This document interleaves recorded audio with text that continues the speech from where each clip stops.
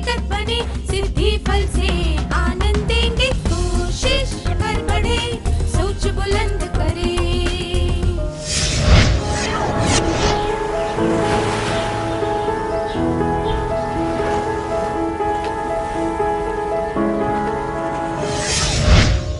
नमस्ते विद्यार्थियों, आप सबको देखकर खुशी हुई। मुझे यकीन है कि आप सबने बेहतर तरीके से तनाव का सामना करना सीख लिया होगा।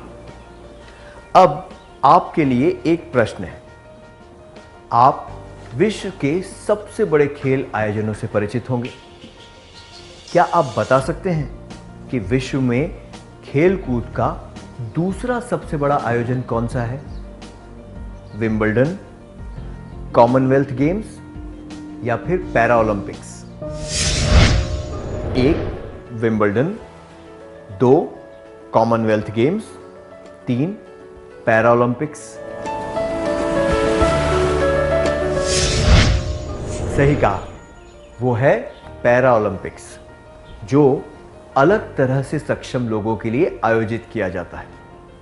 इसमें भाग लेने वाले हजारों प्रतियोगी दुर्घटना, बीमारी या जन्म से ही किसी न किसी तरह से असमर्थ होते हैं। बहुत ज्यादा तनाव और आघात सहने के बाद भी वे उससे उभर कर इन खेलों में भाग लेते हैं। उन्होंने अपने दुख और तकलीफ का सामना कैसे किया होगा, इसकी कल्पना करके ही हम बहुत कुछ सीख सकते हैं। पैरा ओलंपिक खेलों में भाग लेने वाले खिलाड़ियों से हम क्या सीख सकते हैं?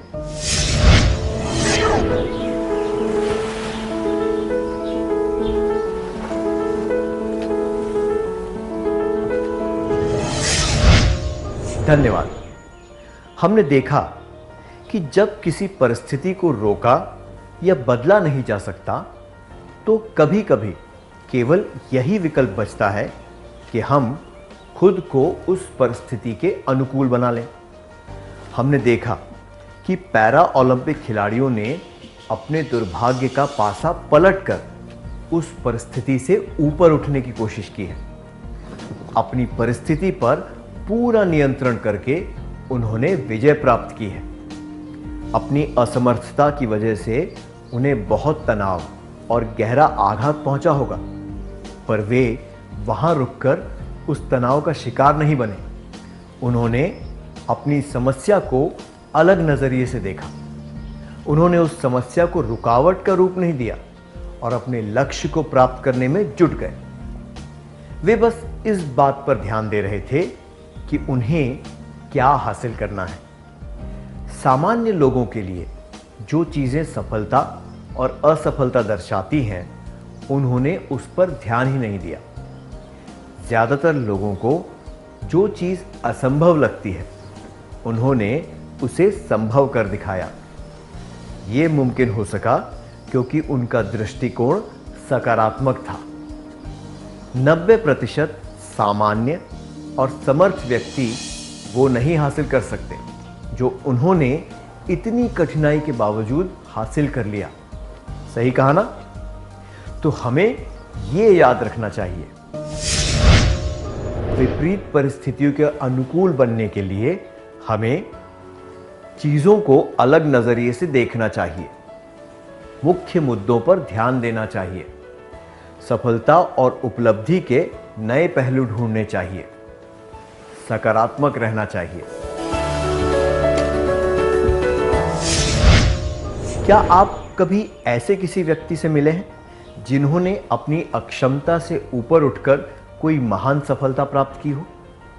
क्या आप इसके बारे में सबको बताना चाहेंगे?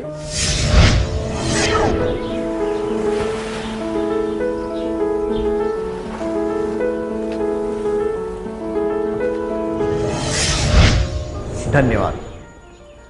कुछ परिस्थितियां हमारे नियंत्रण के बाहर होती हैं। अब हम सीखेंगे कि ऐसी परिस्थितियों का सामना कैसे किया जा सकता है। आइए एक उदाहरण के द्वारा यह जानने की कोशिश करते हैं। 10वीं की परीक्षा के बाद सविता को अपनी पसंद के विषय नहीं मिले।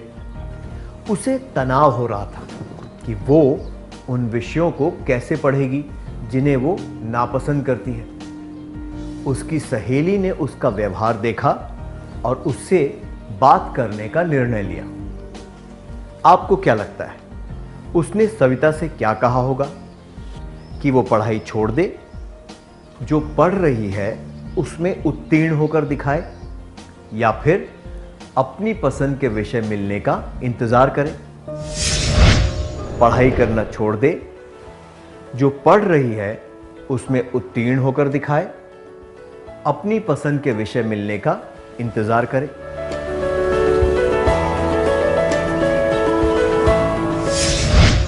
पढ़ाई छोड़ने से समस्या हल नहीं होगी, बल्कि और बढ़ जाएगी और तनाव होगा। सविता को जो विषय चाहिए वो उसे जल्द नहीं मिल सकते, इसलिए इंतजार करने का भी कोई फायदा नहीं है। सविता की सहेली को ये कहना चाहिए कि उम्मीदें पूरी न होने से दुख तो होता है, लेकिन हालात से समझौता करके हम आगे बढ़ने के नए अवसर खोज सकते हैं। शुरुआत में हमें ये मालूम नहीं होता कि हमने जो समझौता किया है उससे हमें क्या फायदा होगा, पर सकारात्मक सोच रखने से मदद मिलती है। जिन तनावपूर्ण परिस्थितियों को हम रोक नहीं सकते, उनमें ये करने से मदद मिलती है। जरूरत पड़ने पर हालात से समझौता करना। क्या अब हम एक क्रियाकलाप करें? आपके एक मित्र को दक्षिण भारत में पढ़ने का मौका मिला है। उसे तनाव महसूस हो रहा है क्योंकि वो अपने माता पिता और दोस्तों से दूर एक नई जगह जाने वाला है। उसे वहाँ की स्थानीय भाषा भी नहीं आती। इस तनाव का सामना करने में आप उसकी मदद कैसे करेंगे? क्या दो विद्यार्थी इसका अभिनय करके दिखा सकते हैं?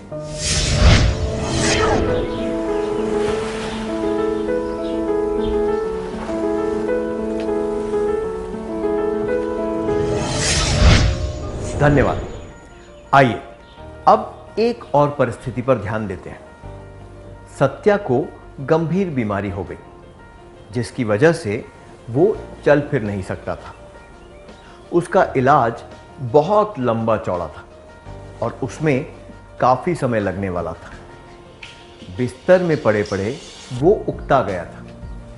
छोटी से छोटी चीज जैसे कि पानी पीने के लिए भी उसे दूसरों पर निर्भर रहना पड़ता था। अगर कोई उसे कुछ सेकंड के लिए भी इंतजार करवाता तो उसे गुस्सा आ जाता था। उसे लगता था कि लोग उस पर ध्यान नहीं दे रहे। क्या कोई एक विद्यार्थी इसका अभिनय करके दिखा सकता है?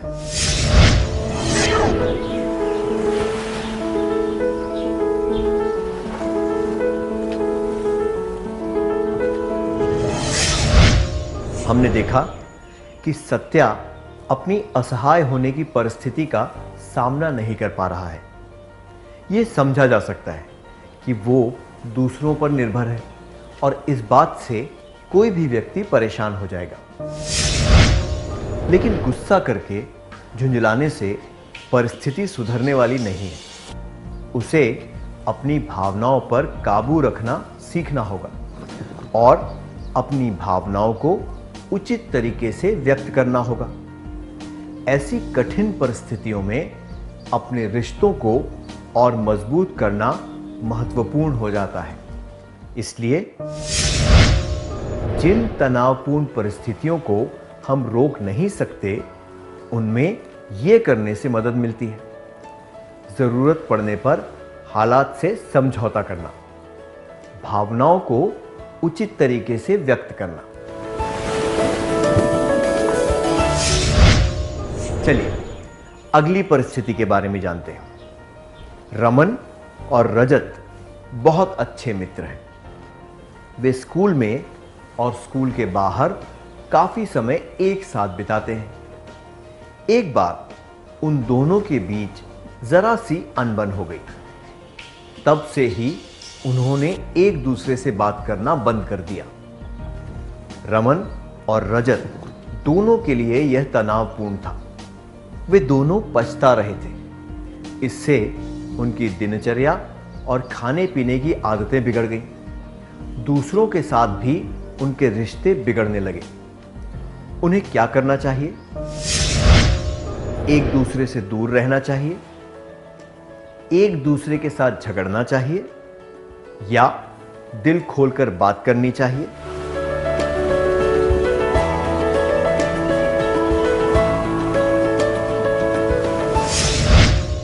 एक दूसरे से दूर रहना चाहिए, एक दूसरे के साथ झगड़ना चाहिए, दिल खोलकर बात करनी चाहिए। अच्छे से अच्छे दोस्तों में भी अनबन तो होती ही है। कोई बहस या असहमति की वजह से तनावपूर्ण परिस्थिति पैदा हो सकती है। ऐसे समय में एक दूसरे से दूर रहने से दरार कम नहीं हो सकती, झगड़ने से तो मामला और भी बिगड़ जाएगा। खुलकर ईमानदारी से बात करने से परिस्थिति को संभाला जा सकता है और ज्यादा बिगड़ने से रोका जा सकता है। जिन तनावपूर्ण परिस्थितियों को हम रोक नहीं सकते, उनमें ये करने से मदद मिलती है। जरूरत पड़ने पर हालात से समझौता करना, भावनाओं को उचित तरीके से व्यक्त करना, दूसरों के साथ ईमानदारी से और दृढ़ता से बात करना, जरूरत पड़े तो माफी मांगना। किसी दोस्त के साथ असहमति होने की वजह से क्या आपको तनाव हुआ है? इस परिस्थिति को आप दोनों ने कैसे संभाला? क्या आप इसके बारे में एक करीबी मित्र को बताना चाहेंगे?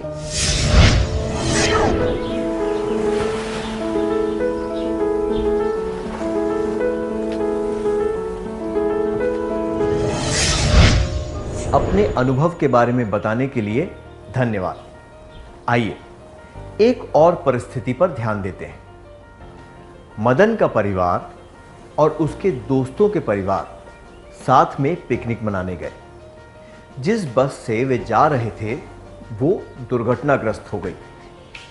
कुछ लोगों की मृत्यु हो गई। उसके एक दोस्त की टांग कट गई।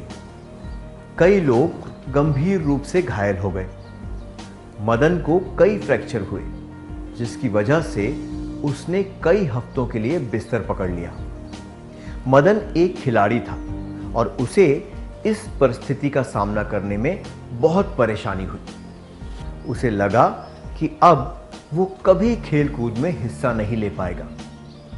उसमें तनाव के लक्षण दिखने लगे। उसे क्या करना चाहिए? कृपया जोड़े बनाकर इस बारे में चर्चा करें और अपने विचार बताएं।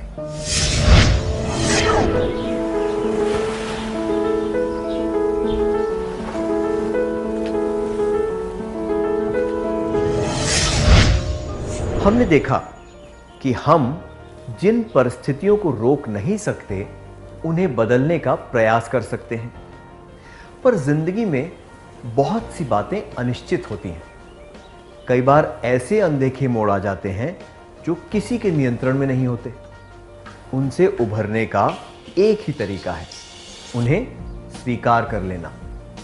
हद से ज्यादा तनाव सहन करना और उसका प्रभाव अपने भविष्य पर पड़ने देना नकारात्मक होता है। दुर्भाग्यवश मदन अपने दुखों में इतना डूब चुका था कि उसे जीवन की अन्य मुख्य बातें नजर नहीं आ रही थी। उसी दुर्घटना में कुछ लोगों की जान चली गई और उसके एक दोस्त की टांग नहीं रही।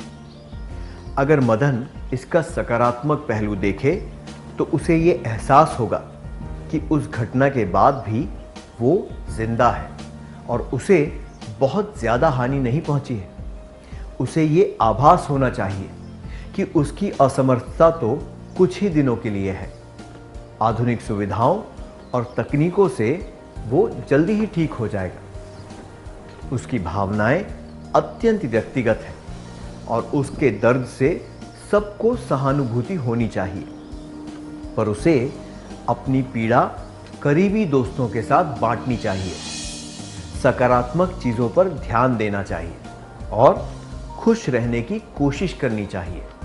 इससे उसे मानसिक रूप से सहायता मिलेगी। उसे अपने आगे के जीवन के बारे में सोचना चाहिए। मन में कड़वाहट रखने से उसे और दूसरों को भी कष्ट पहुंचेगा। तनावपूर्ण परिस्थितियों को स्वीकार करने के लिए इन चीजों से मदद मिलती है।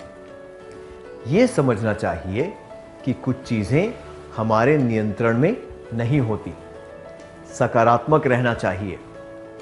अपने करीबी लोगों के साथ अपनी परेशानी के बारे में बात करनी चाहिए। क्या अब हम एक क्रियाकलाप करें? कल्पना कीजिए, मदन को ये आभास हो गया कि इस परिस्थिति को स्वीकार करने का एक बेहतर तरीका है। वो तय कर लेता है कि वो सकारात्मक सोच रखेगा।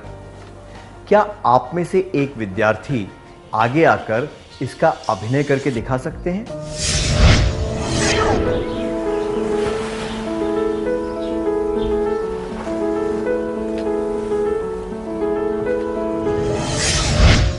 धन्यवाद, बढ़िया अभिनय था। जब कोई व्यक्ति एक के बाद एक दुर्भाग्यशाली घटनाओं को झेल लेता है तो उसकी आत्मा चमकने लगती है। इस वजह से नहीं कि उसे दर्द महसूस नहीं होता, पर इसलिए कि वो व्यक्ति साहसी प्रकृति का होता है।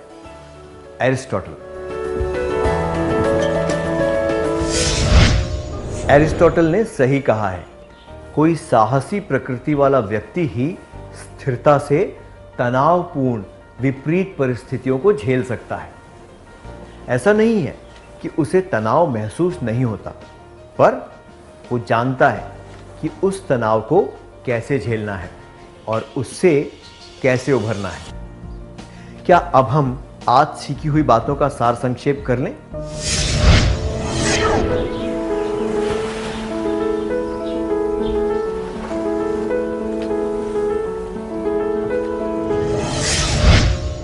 विपरीत परिस्थितियों के अनुकूल बनने के लिए हमें चीजों को अलग नजरिए से देखना चाहिए।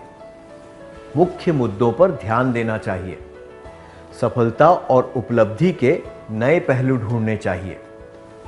सकारात्मक रहना चाहिए। जिन तनावपूर्ण परिस्थितियों को हम रोक नहीं सकते, उनमें यह करने से मदद मिलती है। जरूरत पड़ने पर हालात से समझौता करना, भावनाओं को उचित तरीके से व्यक्त करना, दूसरों के साथ ईमानदारी से और दृढ़ता से बात करना, जरूरत पड़े तो माफी मांगना। तनावपूर्ण परिस्थितियों को स्वीकार करने के लिए इन चीजों से मदद मिलती है। यह समझना चाहिए कि कुछ चीजें हमारे नियंत्रण में नहीं होती। सकारात्मक रहना चाहिए। अपने करीबी लोगों के साथ अपनी परेशानी के बारे में बात करनी चाहिए।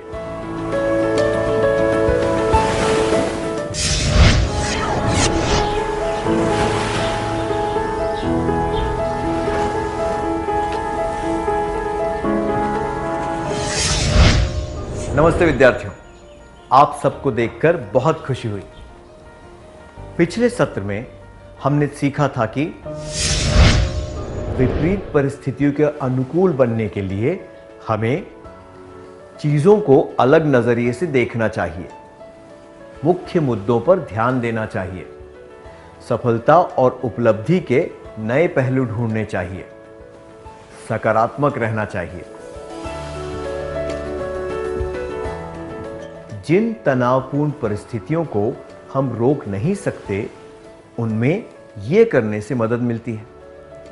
जरूरत पड़ने पर हालात से समझौता करना, भावनाओं को उचित तरीके से व्यक्त करना, दूसरों के साथ ईमानदारी से और दृढ़ता से बात करना, जरूरत पड़े तो माफी मांगना।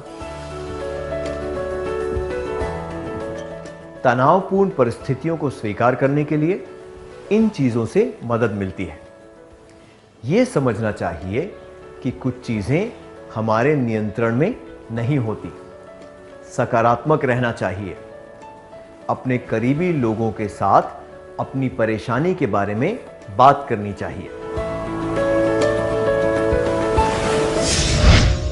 क्या अब हम चर्चा करें कि तनाव से कैसे बचा जा सकता है? आप अपने दोस्त के साथ लघु नाटक की एक प्रतियोगिता में भाग ले रहे हैं और उसका अभ्यास कर रहे हैं। आपका ध्यान इस बात पर होना चाहिए कि आप पूरी तैयारी करें और अच्छी तरह अभ्यास करें। यह नहीं सोचना है कि आप प्रतियोगिता जीतेंगे या नहीं। क्या आप एक वार्तालाप के द्वारा यह बात समझा सकते हैं? कृपया 2 विद्यार्थी स्वेच्छा से आगे आ जाएं।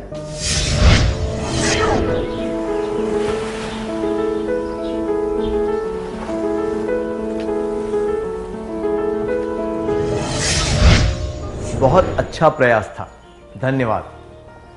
आपने अपने दोस्त के साथ बहुत अच्छी तरह अभ्यास किया है और प्रतियोगिता शुरू होने वाली है। आप क्या करेंगे? अपना काम अच्छी तरह करने पर ध्यान देंगे। ये सोचेंगे कि आपको ज़्यादा अभ्यास करना चाहिए था। ये योजना बनाएंगे कि आप प्रतियोगिता जीतने के बाद क्या करेंगे। अपना काम अच्छी तरह करने पर ध्यान देंगे। सोचेंगे कि आपको ज़्यादा अभ्यास करना चाहिए था। योजना बनाएंगे कि आप प्रतियोगिता जीतने के बाद क्या करेंगे।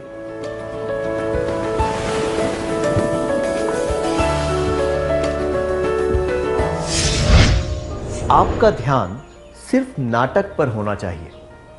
आपको केवल अच्छा प्रदर्शन करने के बारे में सोचना चाहिए। यह सोचना कि आपको ज़्यादा अच्छा अभ्यास करना चाहिए था या फिर जीतने के बाद क्या करना है उसकी योजना बनाना, इससे तनाव भी बढ़ सकता है। प्रतियोगिता खत्म हो गई है और आपको कोई इनाम नहीं मिला है। आप क्या करेंगे? क्या 2 विद्यार्थी इसका अभिनय करके दिखा सकते हैं?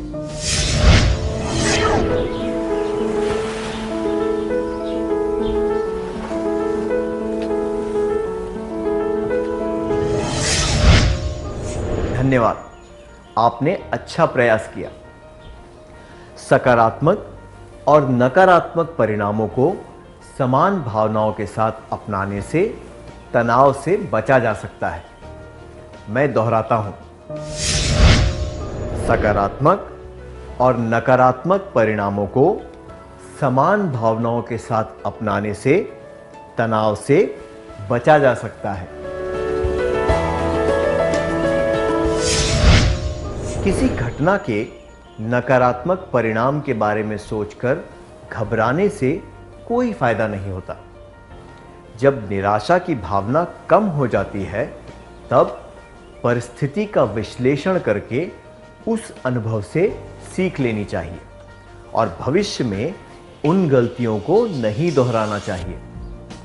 संक्षिप्त में कहें तो हमें बीते हुए कल के बारे में सोचकर दुखी नहीं होना चाहिए। वर्तमान को अपनाना चाहिए और भविष्य के बारे में जरूरत से ज्यादा चिंता नहीं करनी चाहिए। इस तरह हम तनाव को दूर रख सकते हैं। तनाव से बचने के लिए हमें बीते हुए कल के बारे में दुखी नहीं होना चाहिए। वर्तमान को स्वीकार करना चाहिए। भविष्य के बारे में जरूरत से ज्यादा चिंता नहीं करनी चाहिए। मैं दोहराता हूं, तनाव से बचने के लिए हमें बीते हुए कल के बारे में दुखी नहीं होना चाहिए।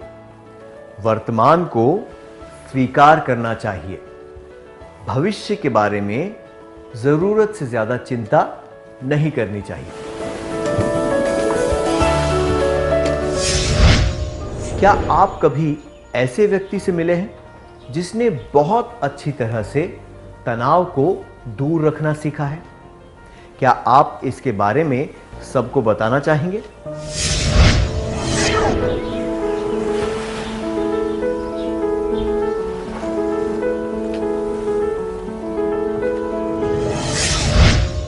धन्यवाद।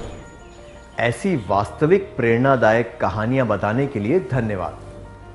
ऐसे व्यवहार की आवश्यकता केवल दुर्भाग्यवश परिस्थितियों में नहीं होती, बल्कि रोजमर्रा के जीवन में भी होती है। ऐसे तरीके अपनाने से हम अपने सामान्य जीवन को बेहतर बना सकते हैं। तनावपूर्ण परिस्थितियों में जब हम शांत चित्त रहना सीख जाते हैं, तो हम कुछ सकारात्मक परिणामों के बारे में ज्यादा जागरूक हो जाते हैं।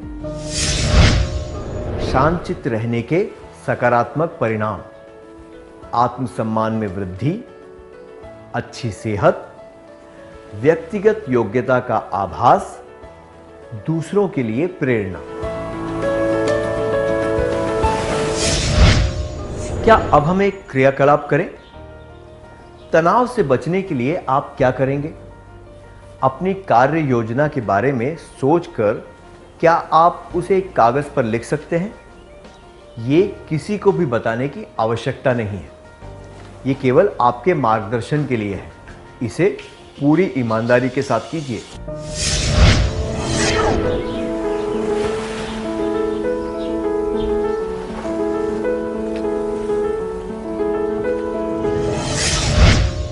क्या आपने अपनी योजना बना ली? चलिए अब आज सीखी हुई बातों का सार संक्षेप कर लेते हैं।